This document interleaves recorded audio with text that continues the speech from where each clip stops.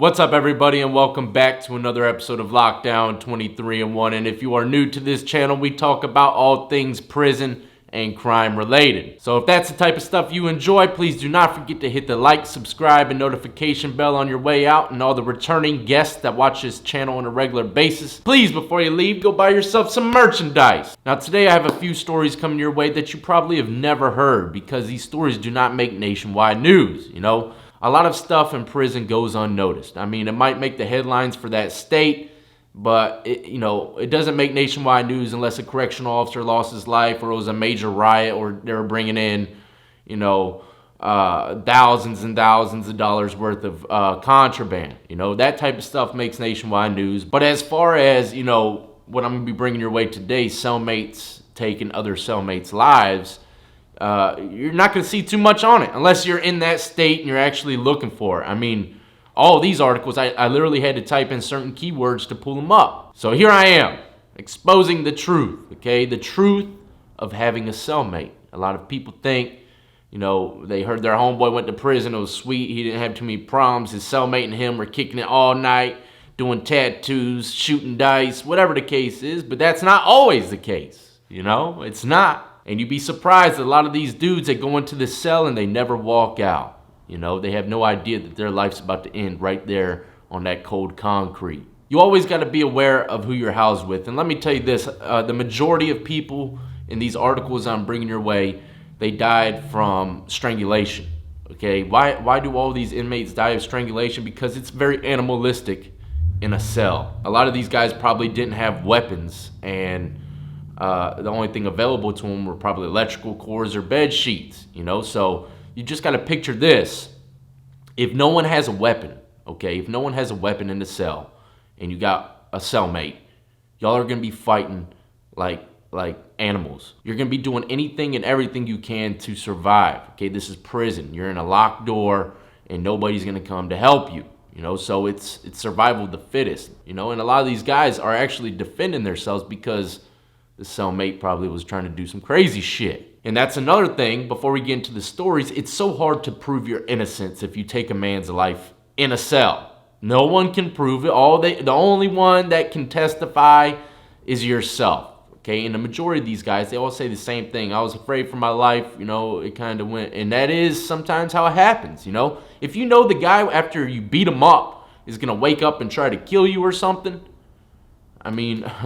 it's self-defense in my eyes. You're trapped in, this ain't the streets, and the laws of the streets shouldn't apply with laws in prison. If there ain't no camera, and you're trapped in a cell with someone that's trying to kill you, how are you even going to defend yourself? How are you going to defend yourself in a courtroom? These guys really can't, I can only imagine the investigations on some of these things, man. I mean, there's no way to prove what the hell happened for real. Unless the victim stays alive. So always remember that. A lot of these guys, man, they're doing life in prison or get 30 years added on to their sentence because they really can't prove if the guy was defending himself or not, So they got to get some kind of time. But in most cases, man, it was just, the guy's a psychopath and he wanted to kill his cellmate, But I'm just showing you both sides. I mean, just imagine what the judges have to go through. They pretty much are steered by the prosecutor on those. I mean, it's like, there's just no way to prove a man's innocence if you take someone's life in a cell, but they should be taking it into consideration. They should be taking it into consideration that, hey, it's a dangerous ass place. You're being housed with murderers, okay? A lot of these guys were both all charged with murder, and, I mean, what do you expect? You're putting a bunch of murderers in the same cell. Someone's gonna die, chances are, if they don't get along, they've already committed murder, you think they're gonna stop then? A lot of these stories, man, I feel as though could have been avoided, okay? Like, I don't know, man. There's a lot of murderers in this country. I understand they can't each get their own cell, but at the same time, man, I feel as though a lot of them could have been avoided. A lot of them. And I'm gonna bring some stories your way that kind of explains what I'm talking about. Now, let's go ahead and get into the first story of the day. Murder suspect accused of killing cellmate in Arkansas jail, report says. Fayetteville, Dakota Harvey charged with capital murder in the death of a woman, is now accused of killing his cellmate about midnight Tuesday in the Washington County Jail. That guy does not look like a killer to me, man, but you can't sleep on anyone. And the way that this happened is unbelievable. Wait till you hear it. Harvey, 24, was moved to a different cell at 8:33 p.m. because he told a deputy that he was afraid for his life, according to a news release from the Washington County Sheriff's Office. Harvey specifically asked to be moved to cell R21. Jail checks were completed at 11:25 p.m. on cell R21, and everything appeared to be normal. At 12:33 a.m., a jail deputy again checked the four-man cell and found Harvey waiting at the cell door and Luis Cobos lying on his back on the cell floor beside his bed. Check it out. Two key things we need to talk about here. I used to do this shit all the time. Tell them I'm at fear for my life just to get to another block. Block jumping. The shit can bite you in your ass if you don't do it appropriately. I'm not going to break it down. But this is what this guy did. He said he was at fear for his life, and usually they move you out the whole pod. Another thing about this whole situation is he's in a four-man cell that was at max capacity. So that means that 2 to 3 other guys sat there and watched this murder take place in a cell that they can't escape from. They sat there and watched this curly-haired kid take this man's life right before their eyes. Didn't help. That goes to show you, like I said in many videos, there ain't no good Samaritans in the penitentiary or jail. There are a few. But for the most part, if people see you get strangled or stabbed to death, they ain't intervening in that shit. They don't even want to be, put into it. They don't want... Shit, I'm not gonna get into it because I don't even want my prints on the guy, man. Like, next thing you know, I'm getting folded up in the courtroom, railroaded, because the guy said I helped him or some shit, You don't touch him, man. You don't even help. That's just my opinion. You can help if you want to, slap your prints on whatever you want, and the psycho that took the man's life could say you were just helping him. Go ahead, help if you want. The jail deputy called for backup, opened the cell door, and started CPR on Cobos. An ambulance arrived at 12:30 a.m. but was unable to resuscitate Cobos and ended its efforts at 12:57 a.m. It says Sheriff Tim Helder said Harvey was in T block, in the open barracks type section, when he requested to be moved. Helder said R block is more of an administration segregation area with four-man cells.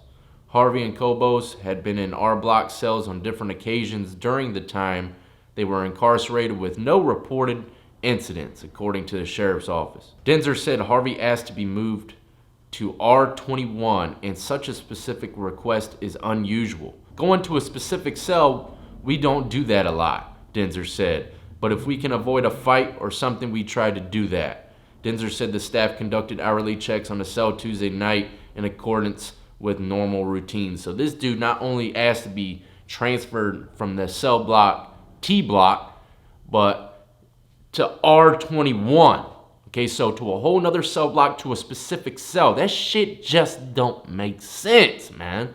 Either he was trying to get in there with a homeboy, or he was actually trying to get at this dude. I think it might have just been a personal beef and it just escalated, A lot of these guys do the strangulation and shit, don't even know that they took the man's life. They're just trying to subdue him. So who knows how this shit went down, but the whole case and scenario is a wild one. Okay, you just heard it. You just heard it from the deputy himself. To be asked to be moved to a specific cell is very unusual. So just strange, ladies and gentlemen. It's a very strange case. Saginaw, Michigan. A state prisoner accused of beating his cellmate to death had a preliminary examination in Saginaw County District Court Thursday. 21-year-old Anthony D. Shacks Jr. faces an open murder charge in connection with the slaying of a 44-year-old Mr. Michael, who police say was beaten with a lock and stabbed with a pin. While making his rounds in the cell block, he saw the two in their shared cell about 3:30 p.m., everything seemingly normal. A half hour later, he was radioed to return to their cell. He and other officers opened the door. Van Norman asked him what he saw. "I seen what would have been Mr. Michael face down in a pool of blood," he said. Mr. Shacks was sitting on his bed when we opened the door. At that point, I grabbed another officer and we went in. We restrained Mr. Shacks and pulled him away from the area.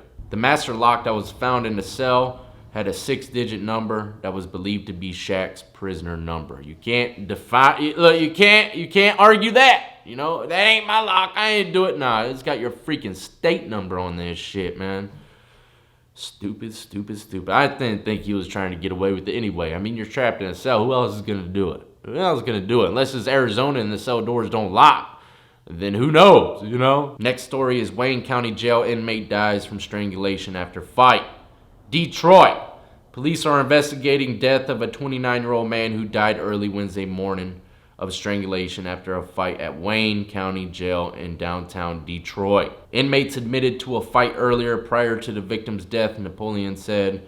That morning, inmates alerted a guard that a fellow inmate was in ill health. The guard alerted a nurse who called Detroit EMS, which pronounced the inmate dead at the scene. Police believe the fight involved two men, the victim and a second inmate, 37. That inmate was already in custody but was also detained related to suspicious of his involvement in the fight, Gordon said. But they don't name this inmate at all, you know, probably for the fact that they don't know who the hell for real did it. You know, they don't know. They probably will never know because jail don't, you know, a lot of these cell blocks in these older jails, they don't have no cameras. And it's just a bunch of people, and if no one opens their mouth, how are they going to prove who killed who? You know, so they don't have this guy's name on here at all, and usually they have the names of the people that took the man's life in every article, but they don't have it on this one. But that dude looks brawny. He looks like he can hold his own. He ended up losing his life. He ain't going home again. Died on the concrete floor. Next is an inmate who strangled and stomped his cellmate to death in a Santa Rosa correctional facility. Jimmy Ray, 42, has been charged with second-degree murder in the death of his former cellmate, 78-year-old David Kever. This just goes to show you that people don't give two shits about your age, man. They don't give a shit about age, military, how many kids you got, what you did for the community, if you're innocent or guilty. They don't care. If you didn't wipe down the toilet seat or the sink or farted in his face on accident, you never know what could have happened. But hey, look, shit happens. And this guy took this man's life. But I pretty much know exactly why this guy probably did it. Kever was found unresponsive in the cell he shared with Jimmy Ray at 12:01 a.m. and an investigation was immediately launched. Jimmy Ray was scheduled to be released from state prison in February 2021, according to Department of Corrections online database. This dude was about to go home. He was about to go home. He had 2 years left. When the officer shined his light into his cell, he saw Kever lying on the floor. The warrant stated he radioed for backup and multiple officers entered his cell using self-protecting shields. Kevin's face and neck were bruised and vertebrae in his neck was fractured along with his sternum and multiple ribs, the warrant stated. At the time of his death, Kever was serving a sentence of 8 years and 9 months for failing to register as a sexual offender or comply with sexual offender registration requirements in 2010. So that's probably the motive. You know, dude probably found out. Obviously, he was getting beat up left and right. His nose was already shattered.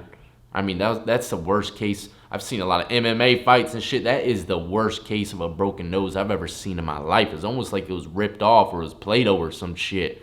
But this guy obviously had some shit going on before then, you know, to get beat up like that. The nose looked like that. And I can almost guarantee it was behind his sexual charges. Next, and this one it doesn't say too much about his situation, but this one's for my buddy Mitch, the painter. Okay, he did a lot of painting in California Department of Corrections. He did 38 years straight, and we were talking one time about painting and stuff. He said a lot of places took the painting out, and a lot of places still have them. Well, check this out. James Gallen was set to die by lethal injection for killing his cellmate Peter Copus, 43, by driving a sharpened paintbrush through his eye and bludgeoning him with a sock containing a padlock. And the reason why I'm bringing this one to y'all, not only did he kill his cellmate, but he used a sharpened paintbrush. Mr. Mitch, that's why they're taking painting and shit like that out of prisons, because one dude fouls up and it messes it up for everyone, you know?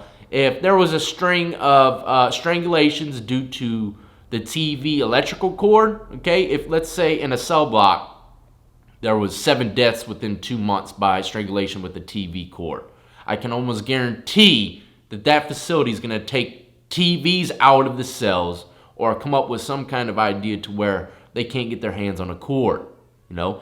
Because all this shit happening, you know, they have to protect themselves, the government and the establishments of prisons and all that. They have to protect themselves. So if people are dying from an item that they're allowing them to have, what do you think is going to happen? They're going to take that shit away from them. Same with the pool table that I went to a prison, receiving prison over 10 years ago. You know, they had a pool table in that shit, and then, you know, someone got cracked open with the freaking pool ball. They took that shit out. Someone got cracked open with the horseshoes. They took the horseshoes out. Someone got cracked open with the metal plate for lifting weights. What did they do? They didn't take them all out, but they welded them together. Okay, you ain't gonna swing 225 pounds at someone, but a 5-pound plate you will. You know, so all this shit is just cause and effect, man. You know, consequences, repercussions of other idiots screwing it up for everyone else. That's it. You can't get lipstick and perfume sent into the mail no more because people are laced with LSD, acid, whatever the case is. So now you can never see your wife's lips and see what she smells like nowadays, you know? And something like that to a lifer is everything. I can't even begin to sit here and explain how much spraying perfume on a letter means to not only you, but everyone in the block that smells that shit. They're like, damn, someone got a love letter. I can smell it. Someone got a love letter, baby. You know, that shit be lingering around the whole damn cell block. Everybody in love after that letter. But yeah, people want to lace it with acid and all kinds of shit, and now you can't even get that. Next, New Jersey. And you see how these states, it's just from all kinds of states. You know, it ain't just the West Coast or North, South, East. You know, it's everywhere. This shit's happening everywhere. All across the country, people are dying in the system. Officers at Southwood State Prison in Bridgeton found inmate Wade, 25, of North Brunswick unresponsive in his housing unit around 3 p.m. on Wednesday. Following an investigation, his cellmate Anthony Cole, 34, of South Plainfield, was charged first-degree murder on Friday, prosecutors said. And the guy that he murdered, I mean, look at him. I don't know what it is. But every time I went into a cell block, this was usually in jail, because in prison over here, they cut your damn hair. But in jail, all the dudes that came in with them little spiral-looking dreadlocks and shit, man, I don't know what it is. But they're always the cool ones, man. Cool as a fan. This story is crazy as well, and pay attention, because I said many times that this shit happens, and it can happen to you, man. You know, almost happened to me a few times, even on the streets. A man serving time in Martin Correctional was accused of slamming his cellmate until the man went brain dead and later died. Ronald Deller, 30, was arrested Monday afternoon. One felony charge of second-degree murder after correction officers in the prison found his cellmate dead, bleeding from his head. Second degree indicates a killing that was not intentional. So that means, and there's no picture of the victim, but that means that they got into a scuffle. Dude probably picked him up, dumped him, and he cracked his freaking melon open unintentionally. I mean, what do you expect, man? You get slammed on any of that shit, you're liable to die. And that's what happened to this guy, unintentionally slammed on his freaking melon. Bled out to death on the concrete in his cell. A Florida inmate was arrested after he allegedly killed another inmate who was serving a life sentence for sexual charges. To get a life sentence for sexual charges, he was doing some bad shit. Paul Dixon, 43, was charged with second-degree murder in the death of David Ramirez, 56. The suspect killed the victim in his cell. A third cellmate was present and witnessed the murder. Ramirez was found dead on the 5th floor of Duval County Jail. Sources told the news outlet Ramirez was beaten and drowned in the toilet of his jail cell by his cellmate. Sources say, you know who told that? The third cellmate. He's like, you know, they pulled him out. What the hell happened, dog? I'm not going to say, I don't know what happened, man. I was sleeping. No, they're going to be like, hell no. We want to know what happened or else you're going to go down with them. All right. That guy, I can almost guarantee, the third cellmate, he rolled. He didn't want no parts of that, you know? And, you know, that's a good question for y'all. If y'all were the third cellmate and investigators pulled you out, you witnessed the whole guy, you know, the guy drown him in the toilet, what are you going to do? You're going to shut your mouth? Okay, what if the investigators like, look, man, we're going to give you one chance. If not, you're going to take the fall with them. What are you going to do? Are you going to drop dime? You know, Tell them what happened in the cell, or are you just gonna plead the fifth? All them cats that say don't snitch this, don't snitch that. What the hell would you do? Next on the list is Columbia, South Carolina, and this shit is crazy, man. It is crazy. I believe the staff should be held responsible for this one. South Carolina Department of Corrections announced they've arrested an inmate in connection to the death of his cellmate. And the crazy thing about this, okay, this is the crazy thing. That guy who killed his cellmate, he was in prison for killing his roommate on the streets, right, in '99. And then later on, 2002, he killed a cellmate already. Okay, he killed a cellmate before this one. So he went to segregation for what? I think it was 10 or 15 years. He went to maximum security lockup. And then they deemed him fit to go back to general population. So he killed a roommate, one cellmate, and then this cellmate. Unbelievable, man. You know, after you kill a cellmate once, I didn't even know they would allow you to get back into general population. But I guess they do, you know. Guess they needed that cell for someone else, and it was a bad decision, bad call, you know. Whoever agreed to put him back in GP, but, obviously this guy ain't built for it. Okay, any cellmate he has, he's gonna kill. Now, last but not least, in Utah State Prison inmate charged with murder of a cellmate. Salt Lake City, Utah, November 15, 2019. An inmate at the Utah State Prison was charged Friday in the death of his cellmate. Mr. James, 24, is charged with suspicion of the murder of his cellmate, Mr. Watts. Mr. James and Watts were assigned to cell 320. A probable cause statement says at about 10 p.m., guards responded to an emergency call from the cell and found Watts unresponsive on his bed. CPR was performed, but Watts was pronounced dead at the scene. An officer at the scene told investigators that James had said, "I think I killed him," and to cuff me up, the statement says. He said, "I think I killed him." So he probably didn't mean to do it either, And a lot of these guys, I'm telling you, man, they didn't mean to do it. There's stories of people out here in the streets putting individuals in chokeholds thinking they're putting them to sleep, but really they killed them, And that was a very scary thing that I seen in a prison. They were playing pranks, putting people to sleep. This one guy will come up behind, I'm talking about numerous. He didn't do it to anybody else but the white dudes. Fellow white guy putting fellow white inmates to sleep on a regular basis, man. It was crazy. But dude would just come up from behind people, put them to sleep right there in the card table. They pass out. Well, there you have it, ladies and gentlemen. That was the last article of the day, and trust me, there's many more, so be on the lookout for this. And if you want to hear more stories about crazy cellmates, go check out the playlist. I believe I have a playlist up called Crazy Cellmates.